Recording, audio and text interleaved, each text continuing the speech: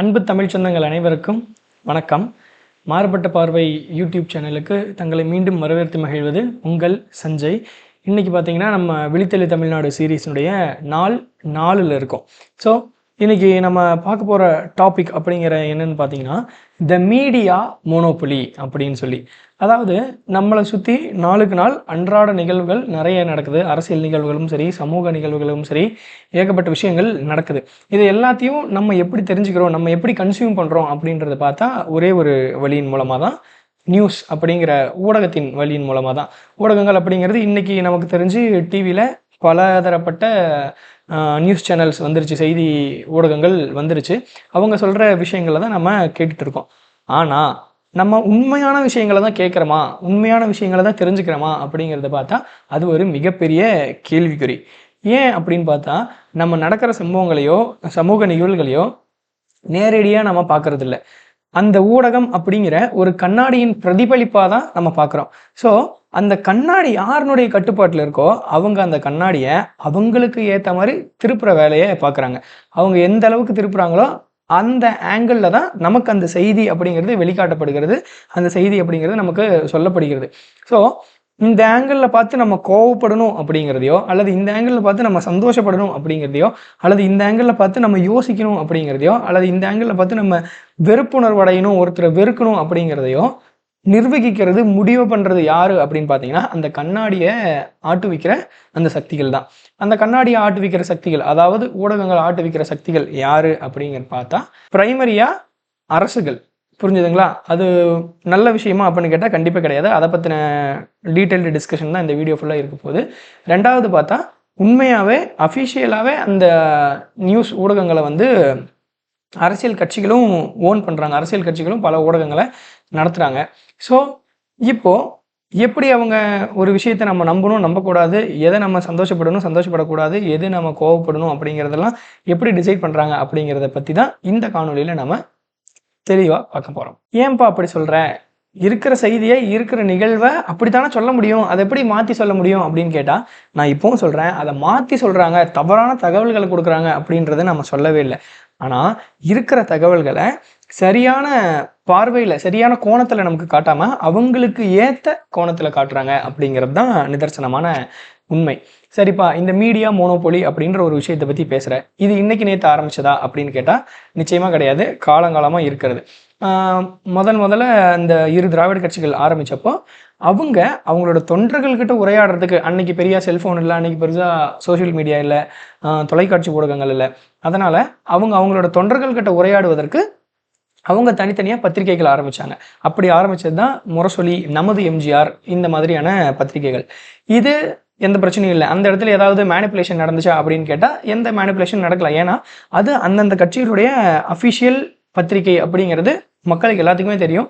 So அந்த பத்திரிகையை படிக்கிறப்பவே காஷியஸாக அவங்க இந்த பத்திரிகையில் கண்டிப்பாக இந்த கட்சிக்கு சப்போர்ட் பண்ணி தான் பேசியிருக்க போகிறாங்க அப்படிங்கிறது மக்களுக்கு தெரியும். ஸோ பகுத்து ஆராய்ஞ்சு மக்கள் அதை புரிஞ்சுப்பாங்க. ஆனால் ஒரு கட்டத்துக்கு மேலே தொலைக்காட்சி ஊடகம் அப்படிங்கிறது பெருசாக ஆரம்பிக்குது. மக்கள் பேப்பர்லேருந்து கொஞ்சம் கொஞ்சமாக தொலைக்காட்சி ஊடகத்துக்கு நகர்றாங்க. நியூஸ் பேப்பர் படிக்கிற பழக்கம் அப்படிங்கிறது கொஞ்சம் கொஞ்சமாக குறைஞ்சிட்டு இருக்குது. அந்த காலகட்டத்தில் தான் இந்த அரசியல் கட்சிகளும் மக்களை திசை திருப்பணும், மக்களை மடைமாற்றணும், மக்களை கவரணும் அப்படின்னா நம்ம நிச்சயமாக இந்த தொலைக்காட்சி ஊடகங்கள், செய்தி ஊடகங்களை நம்ம கட்டுப்பாட்டில் வச்சுக்கணும் அப்படின்றத நிலைமையை புரிஞ்சு அவங்க சொந்த கட்சியே ஒரு புது ஊடகங்களை ஆரம்பிக்கிறாங்க, செய்தி ஊடகங்களை ஆரம்பிக்கிறாங்க. அது போன்ற செய்தி ஊடகங்கள் தான் இந்த சன் நெட்வொர்க்கு, ஜெயா நெட்வொர்க்கு, இந்த மாதிரியான தனித்தனி அரசியல் கட்சிகளுடைய ஊடகங்கள். சரிப்பா, இப்போ அதில் எப்படி நமது எம்ஜிஆர் அண்ட் முரசொலியில் அந்தந்த கட்சிக்கு சப்போர்ட் பண்ணி போடுறாங்களோ அதே போல் சன் டிவிலையும் ஜெயா டிவிலையும் அந்தந்த கட்சிக்கு ஏற்ற மாதிரி சப்போர்ட் பண்ணி போடுவாங்க. அதுவும் நமக்கு தெரியுமில்ல, இது என்ன புது விஷயமா அப்படின்னு கேட்டால் அதில் விஷயம் இல்லை மேட்ரு.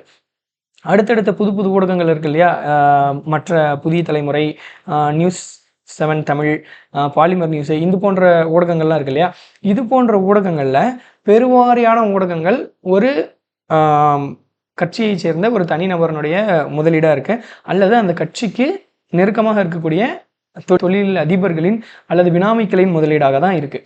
அப்படி இருக்கிறப்போ அந்த ஒரு குறிப்பிட்ட நியூஸ் சேனலில் அந்த அரசியல் கட்சியோ அல்லது அந்த குறிப்பிட்ட அரசியல்வாதியோ பண்ணக்கூடிய ஊழலை பற்றியும் அவர்கள் மெத்தன போக்கை பற்றியும் எதுவும் செய்தி வரும் அப்படின்றது நாம தான் யோசிச்சு பார்த்துக்கணும். சரிப்பா, இந்த மடைமாற்ற வேலை அப்படின்னு சொல்றியே, எப்படி மடைமாற்றுறாங்க அப்படின்னு பார்த்தா, இன்னைக்கு காலகட்டத்தில் நியூஸ் சேனல்ஸில் பயங்கரமான டிஆர்பி ரேட்டிங் அடிப்படையில் அதிகமாக மக்கள்னால விரும்பி பார்க்கக்கூடிய நிகழ்ச்சிகள் அப்படின்னு என்னன்னு பார்த்தா, சாயந்தரம் 6 மணிக்கு டிவியை 6 கட்டமாக பிரித்து 6 பேர் உட்காந்து கண்ட வார்த்தையில் பேசிப்பாங்க, அவங்கவுங்க கட்சி ஆதரிக்கிறேன் அப்படிங்கிற பேரில்.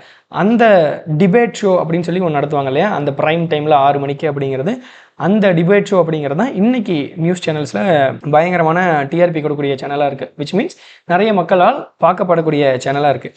சரிப்பா, அதில் என்ன 6 பேர் 6 வெவ்வேறு கருத்துக்களுடையவங்க, 6 வெவ்வேறு அரசியல் கட்சிகளை சேர்ந்தவங்க, நடுவில் ஒரு நெறியாளர், அவங்களுடைய கருத்துக்கள்லாம் சேர்ந்து கேட்குறப்போ நமக்கு நல்லா தானே இருக்கும். அவங்களோட கருத்துக்கள்லாம் சேர்ந்து கேட்குறப்போ நமக்கு ஒரு நல்ல தெளிவு கிடைக்கும் இல்லையா, யார் நல்லா பேசுகிறாங்க, யார் நல்ல கருத்துக்களை சொல்கிறாங்க அப்படிங்கிறத பற்றி அப்படின்னு உங்களுக்கு தோணலாம். ஆனால் நீங்கள் யோசிக்கிறது நினைக்கிறது எல்லாமே உண்மைதான். ஆனால் அந்த டிபேட், அந்த வாதம் அப்படிங்கிறது எந்த டாப்பிக்கின் அடிப்படையில் நடக்குது அப்படிங்கிறத நீங்கள் பார்க்கணும். எந்த தலைப்பின் அடிப்படையில் நடக்குது அப்படின்றத நீங்கள் பார்க்கணும். இப்போது நேற்று நம்ம பேசின மாதிரி இலவசங்கள் வர்சஸ் உட்கட்டமைப்புகள் அதை பற்றிலாம் பேச மாட்டாங்க. மாநில கடன் பற்றி பேச மாட்டாங்க. அதே போல் பெண்கள் பாதுகாப்பு பற்றி பேச மாட்டாங்க. மற்ற இந்த குழந்தைகள் பாதுகாப்பு பற்றி பேச மாட்டாங்க. கல்வி எப்படி மேம்படுத்தலாம் அதை பற்றி பேச மாட்டாங்க. தொழில் வளத்தை எப்படி பெருக்கலாம் அதை பற்றி பேச மாட்டாங்க. அன்எம்ப்ளாய்மெண்ட், வேலைவாய்ப்பின்மையை எப்படி சரி கட்டலாம் அதை பற்றி பேச மாட்டாங்க. சும்மா இந்த அரசியல் கட்சி தலைவர் அவங்கள தப்பாக பேசிட்டாரு, அந்த அரசியல் கட்சி தலைவர் இவங்கள தப்பாக பேசிட்டாரு, இவங்க சம்மந்தமே இல்லாமல் ஒரு நடிகையை பற்றி பேசிட்டாங்க, இவங்க சம்மந்தமே இல்லாமல் ஒரு நடிகரை பற்றி பேசிட்டாங்க அப்படின்ற மாதிரி அந்த சின்ன சின்ன ஒரு சில்லியான டாபிக். இப்போது சம்மந்தமே இல்லாமல் ஒரு நடிகரை பற்றியோ அரசியல்வாதி பற்றியோ தவறான கோணத்தில் பேசுறது அப்படிங்கிறது கண்டிப்பாக கண்டனத்துக்குரியதான். ஆனால் அது டிபேட் பண்ணுற அளவுக்கு பெரிய விஷயமா? 6 பேர் சேர்ந்து 6 வெவ்வேறு கருத்துக்களுடையவங்க சேர்ந்து ஒரு ஒத்த கருத்துக்காக போராடுறது அப்படிங்கிறது அந்த டாபிக் முக்கியமா அப்படின்னு கேட்டால் நிச்சயமாக கிடையாது. அதை தவிர மிகப்பெரிய பெரிய பெரிய தலைப்புகள் இருக்குது. நம்ம மாநிலத்துக்கோட நன்மைக்காகவும் மாநில மக்களுக்காக நன்மைக்காகவும் பேசக்கூடிய டாபிக் அப்படின்னு சொல்லி நிறைய இருக்குது. ஆனால் அதெல்லாம் இந்த செய்தி ஊடகங்கள் பெருசாக பேசுறது இல்லை அப்படிங்கிறது தான் வருத்தத்துக்குரிய விஷயமா இருக்குது. இப்போ பார்த்தீங்கன்னா இந்த ஒரு புரிதல் இல்லை அப்படிங்கிறப்போ கண்டிப்பாக 6 பேரை கூப்பிடுறாங்க, நல்லா நடுநிலையாக நடத்துகிறாங்கப்பா அந்த பத்திரிக்கைக்காரங்க அப்படின்னு தான் நம்ம நினைப்போம். ஆனால் உண்மை அது இல்லை. உங்களை ஒரு பிம்பத்துக்குள்ளே கட்டமைக்கிறாங்க, உங்களை மடைமாற்றம் செய்யறாங்க அப்படிங்கிறது தான் உண்மையாக இருக்குது. பொதுவாக ஊடகங்கள் அப்படிங்கிறத 4வது தூண் அப்படின்னு சொல்லி சொல்லுவாங்க. எதோடைய 4வது தூண் அப்படின்னு பார்த்தா ஜனநாயகம் அப்படிங்கிற விஷயத்துடைய 4வது தூண் அப்படின்றது பார்ப்பாங்க. அப்படியான்னு கேட்டால் ஆமாம், நிச்சயமாக உண்மை. ஏன்னா அதுக்கு முன்னாடி இருக்க ஜுடிஷியரி, எக்ஸிக்யூட்டிவ் அண்ட் லெஜிஸ்லேச்சர், இந்த 3 விஷயங்கள், அதாவது நீதித்துறை, நிர்வாகத்துறை மற்றும் அந்த எம்எல்ஏ எம்பிஸ் இருக்காங்க இல்லையா, அந்த சட்டமன்றம் பாராளுமன்றம், அந்த 3 பேர்த்தையும் கேள்வி கேட்கக்கூடிய வாட்ச் டாக் அப்படிங்கிற நிலையில் இருக்கக்கூடிய விஷயந்தான் இந்த மீடியா, ஊடகங்கள், பத்திரிகை அப்படிங்கிறது. ஆனால் அவங்க மேலே இருக்கிற 3 பேர்த்தையும் பாதுகாக்கக்கூடிய பெட்டாக மாறிட்டாங்க, செல்லப்பிராணியாக மாறிட்டாங்க அப்படிங்கிறத இன்னைக்கு ரொம்ப ஒரு விமர்சனத்துக்கு உள்ளான விஷயமாகவும் ரொம்ப ஒரு கேள்விக்குறியான விஷயமாகவும் இருக்குது. இந்த மீடியா மோனோபொலி அப்படிங்கிற விஷயத்துல இன்னொரு உள்குத்து இருக்கு. என்னன்னு பார்த்தா டிஸ்ட்ரிபியூஷன் மோனோபொலி அப்படின்னு சொல்லி, அதாவது எல்லா சேனல் அப்படிங்கிறோட ஒரு கேபிள் டிவி ஆப்ரேட்டர் அப்படின்னு சொல்லி ஒருத்தங்க இருப்பாங்க இல்லையா, அவங்களுடைய அந்த நிர்வாகத்துக்கு பேர் என்னன்னா MSO அப்படின்னு சொல்லி சொல்லுவாங்க. அந்த multi system operators or multi service operators அப்படின்னு சொல்லி சொல்லுவாங்க. அவங்க தான் இந்த ஏரியாவில் இந்தந்த சேனல்லாம் இந்த வீட்டுக்கு போகணும் அப்படிங்கிறத முடிவு பண்ணுறவங்க. இந்த MSO அப்படிங்கிறது ஒட்டுமொத்தமாக அந்தந்த இடத்தினுடைய அரசியல்வாதிகளோட கட்டுப்பாட்டில் தான் இருந்துச்சு. இன்றைக்கி அந்த MSOவோட நிலைமையே இல்லை. இன்றைக்கி பார்த்தீங்கன்னா தமிழ்நாடு அப்படின்ற அரசே கேபிள் டிவியை எடுத்து நடத்த ஆரம்பிச்சிருச்சு. என்ன காரணம் அப்படின்னா, அந்தந்த ஏரியாவில் இருக்க இண்டிவிஜுவல் அரசியல்வாதிகள் அந்தந்த ஏரியாவில் இருக்க MSOக்களை கட்டுப்படுத்தி அந்த செய்திகளை வெளியே வர முடியாமல் தடுக்கிறாங்க. அதே போல் என்ன பண்ணுவாங்க சில சமயங்கள் அப்படின்னு பார்த்தா, ஒரு ஊழல் பற்றின செய்தி ஒரு சேனலில் போட்டாங்க அப்படின்னா அந்த சேனலை அடுத்த செகண்டே முடக்கிற வேலையும் பார்ப்பாங்க. அந்த MSOக்களை இன்ஃப்ளூயன்ஸ் பண்ணி அடுத்த செகண்டே முடக்கிற வேலையும் பார்ப்பாங்க. நம்ம அந்த சேனல் ஆன் பண்ணோம்னா அடுத்து நோ சிக்னல் அப்படின்னு சொல்லி வரும். சரிப்பா, இன்னைக்கு தமிழக அரசு அதை வந்து டேக் ஓவர் பண்ணிட்டாங்க. டாக் டிவி, தமிழ்நாடு அரசு கேபிள் டிவி அப்படின்னு சொல்லி மாற்றிட்டாங்க. இப்போ அந்த மாதிரி பிரச்சனைகள் இல்லையா அப்படின்னு கேட்டால் இப்போவும் அந்த மாதிரியான பிரச்சனை தொடருது. அதுதான் வருத்தத்துக்குரிய விஷயமா இருக்கு. முன்ன என்ன பண்ணுவாங்கன்னா, அந்தந்த ஏரியால இருக்கக்கூடிய அரசியல்வாதிகள் அந்த எம்எஸ்ஓக்களை இன்ஃப்ளூயன்ஸ் பண்ணுவாங்க. அது சில இடங்கள்ல ஆளுங்கட்சியா இருப்பாங்க, சில இடங்கள்ல எதிர்க்கட்சியா இருப்பாங்க.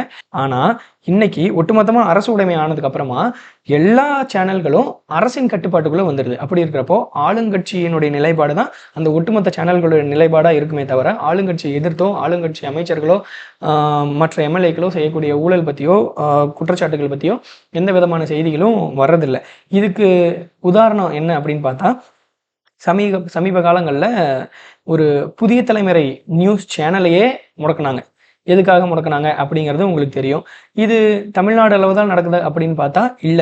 இந்திய அளவுலயும் நடக்குது. என்ன காரணம்? இதுக்கு என்ன ஒரு எடுத்துக்காட்டு அப்படின்னு பார்த்தா, நமக்கு எல்லாருக்கும் அறிஞ்ச விகடன் பத்திரிகை. இந்த விகடன் பத்திரிகை அவங்களோட மேகசைன்ல ஒரு சின்னதா ஒரு புக்லெட் மாதிரி ரிலீஸ் பண்றாங்க. அதனுடைய அட்டைப்படத்துல பிரதமர் மோடியை வந்து ஒரு சட்டையரா, பொலிட்டிக்கல் சட்டையரா ஒரு கேலி செய்யும் வகையில ஒரு ஏஐ ஜெனரேட்டட் இமேஜ் வைக்கிறாங்க. அந்த இமேஜ் வச்சதுக்கு மத்திய அரசு விகடன் குழுமத்தினுடைய அந்த வெப்சைட்டையே ஒட்டுமொத்தமாக பிளாக் பண்ணிட்டாங்க. ஏன்னா அந்த வெப்சைட், அந்த இன்டர்நெட் ரிலேட்டட் ஆக்சஸ் வந்து மத்திய அரசுகிட்ட இருக்குது அப்படிங்கிறனால அவங்க அந்த வெப்சைட்டையே பிளாக் பண்ணிட்டாங்க. அதுக்கப்புறம் விகடன் வந்து அவங்க நீதிமன்றத்தை நாடி தான் அதற்கான நீதியை பெற வேண்டியதாக இருந்துச்சு. ஸோ இது தமிழ்நாட்டில் மட்டும்தான் நடக்குது, அங்கே மட்டும்தான் நடக்குது அப்படின்னு இல்லை. ஒட்டுமொத்தமாக எல்லா அரசுகளும் இந்த வேலையை பண்ணுறாங்க.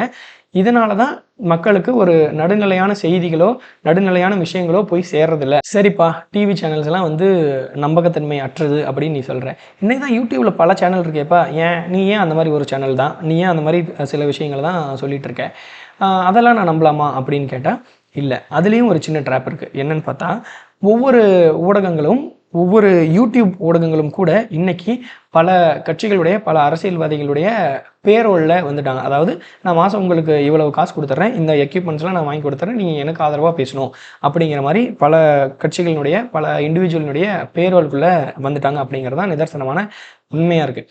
சரிப்பா, இப்போ நான் என்ன தான் பண்ணணும் அப்படின்னு கேட்டால், தொலைக்காட்சி ஊடகங்களையும் தவிர்க்கக்கூடாது, இந்த யூடியூப் போன்ற சமூக வலைதள ஊடகங்களையும் தவிர்க்கக்கூடாது. எல்லா கருத்தையும் கேட்டுக்கணும். உண்மைங்கிறது கண்டிப்பாக அவர்கிட்டயோ இவர்கிட்டயோ நிச்சயமாக இருக்காது. அவருக்கும் இவருக்கும் நடுவில் ஒரு புள்ளியில் தான் உண்மை அப்படிங்கிறது இருக்கும். அதை நீங்கள் தான், மக்களாகிய நீங்களும் நானும் தான் அதை வந்து அலசி ஆராய்ச்சி தெரிஞ்சுக்கணும். இதை வெளிக்கொண்டு வர மாட்டாங்க. அப்படிங்கிற பட்சத்தில் கண்டிப்பாக அந்த உண்மை எங்கே இருக்குது அப்படிங்கிறத நம்ம தேடி தெரிஞ்சுக்க வேண்டிய கட்டாயத்துக்கு நம்ம தள்ளப்பட்டிருக்கோம் அப்படிங்கிறது தான் உண்மை. இப்போ இந்த யூடியூப் சேனல் அப்படிங்கிற ஊடகங்கள்லாம் எப்படி மேனிப்புலேட் பண்ணுறாங்க அப்படின்னு பார்த்தா, அரசியல் கட்சிகளே தனியாக இன்னைக்கு வெளிப்படையாகவே ஐடி விங் அப்படின்னு சொல்லி ஒன்று வச்சுருக்காங்க. இன்ஃபர்மேஷன் டெக்னாலஜி பாசறை அப்படின்னு சொல்லி தனியாக வச்சுருக்காங்க. அதில் பார்த்தீங்கன்னா பல ஆயிரக்கணக்கான ஊழியர்கள் வேலை செய்கிறாங்க. அவங்களோட வேலையே என்ன அப்படின்னு பார்த்தா, இப்போது எக்ஸாம்பிளுக்கு அப்படிங்கிற ஒரு யூடியூப் சேனல் வச்சுப்போமே, அந்த யூடியூப் சேனலுக்கு ஒரு கட்சி வந்து காசு கொடுக்குறாங்க. மாதம் உனக்கு ஒரு 1 லட்ச ரூபா காசு கொடுத்துட்றப்பா, நீ வந்து வீடியோ எங்களுக்கு சாதகமாக போடு அப்படின்னு சொல்லி பண்ணிடுறாங்கன்னு வச்சுக்கோங்களேன். அவங்களுக்கு சாதகமாக வீடியோ போடுவார். அதை அந்த கட்சிகளுடைய ஐடி விங்கில் வேலை செஞ்சுட்டு இருப்பாங்க பார்த்தீங்களா, அவங்க அந்த வீடியோவை பார்க்குறாங்களோ பார்க்க மாட்டாங்களோ, ஆனால் அந்த வீடியோவுக்கு லைக் போட்டு அந்த வீடியோவில் கமெண்ட்லாம் ஃபயர் விடுவாங்க. அப்போது ஒரு பொதுமக்கள் பார்வையில் எந்த கட்சி சார்பும் இல்லாமல் ஒரு சாதாரண பொதுமக்களாக அந்த வீடியோவை பார்க்குறப்போ, ஓ, இத்தனை லட்சம் பேர் லைக் பண்ணியிருக்காங்களா, இத்தனை லட்சம் பேர் பார்த்துருக்காங்களா, இத்தனை லட்சம் பேர் கமெண்ட் பண்ணியிருக்காங்களா, அப்படி இருக்கிறப்போ ஒட்டுமொத்த பொதுமக்களோட கருத்தும் இதுதான் போல இருக்கு அப்படின்ற ஒரு போலியான பிம்பத்துக்குள்ள, ஒரு போலியான கட்டமைப்புக்குள்ள உங்களை கொண்டு போகிறாங்க உளவியல் ரீதியாக. அப்போது உங்களுக்கே தெரியாமல் உங்களை இன்ஃப்ளூயன்ஸ் பண்ணி அந்த விஷயம் நல்லது, அந்த கட்சி நல்லது, அந்த செயல்பாடு நல்லது அப்படிங்கிற ஒரு முடிவை உங்களுக்கே தெரியாமல் எடுக்க வைக்கிறாங்க அப்படிங்கிறது நிதர்சனமான உண்மை.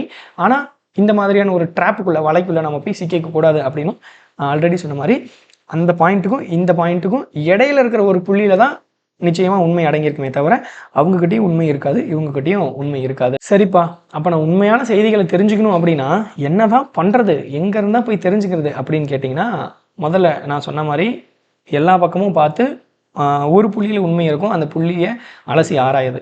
ரெண்டாவது, உங்களுக்கே மனசாட்சிப்படி சிலரை தோணும், சமூக வலைதளங்களில் முக்கியமாக இவங்க வந்து எந்த கட்சியினுடைய சார்பும் இல்லாமல், பாவம் எந்த சப்போர்ட்டும் இல்லாமல் இருக்காங்க, எந்த கட்சியினுடைய சார்பும் இல்லாமல் இருக்காங்க அப்படின்னு உங்களுக்கே தோணும். அவங்களுடைய காணொலிகளை ஆதரிக்கலாம், அவங்களுடைய கருத்துக்களுக்கு நீங்கள் முக்கியத்துவம் கொடுத்து அதை பற்றியும் நீங்களாக ஒரு சிந்தனை சிந்திச்சு தான் நீங்கள் ஒரு முடிவெடுக்கணும். இது ரெண்டாவது விஷயம். இந்த 2 விஷயமும் பண்ணீங்க அப்படின்னா ஒரு நல்ல ஒரு ரீஃபைண்டான ஒரு சுத்திகரிக்கப்பட்ட உண்மை உங்களுக்கு தெரிய வரும் அப்படின்னு சொல்லி நான் நம்புகிறேன்.